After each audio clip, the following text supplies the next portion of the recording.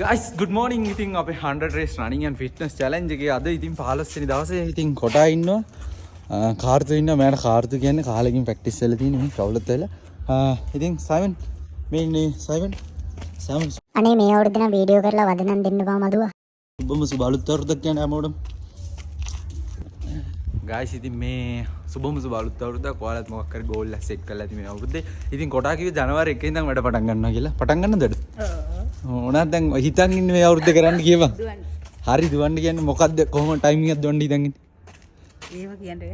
නිකන් කියවා 8 එක කීයකට දුවන්න ඉඳන් කියපන් බය වෙන්නේ මොකටද? 2 note එකට. 2 note එකට. ඔයාගේ මේ අවුරුද්ද plan එක දුවන්න තමයි අපි හැමෝම දුවන්න තමයි වෙලා තියෙන්නේ. ඈ කියපන් ඉතින්. අපි කියන්න දෙයක් නැහැ. කාලෙකින් ආවේ මෙයාට අපි කියන්නේ කාර්තෝ කියලා. ආයෙත් කිය මතක් කරා. ඉතින් මගේ ප්ලෑන් එක නම් පර්සනල් බෙස්ට් එකක් දුවන්න. ගිය අවුරුද්දේ පර්සනල් බෙස්ට් එකක් දිව්වා. ඉතින් සුබම සුබ අලුත් අවුරුද්දක් හැමෝටම. අපිට අද තියෙන ස්ලෝ රන් එක. Let's do this. guys ඉතින් අපිට වර්කවුට් එකක් විදියට අද තිබ්බේ easy run එක.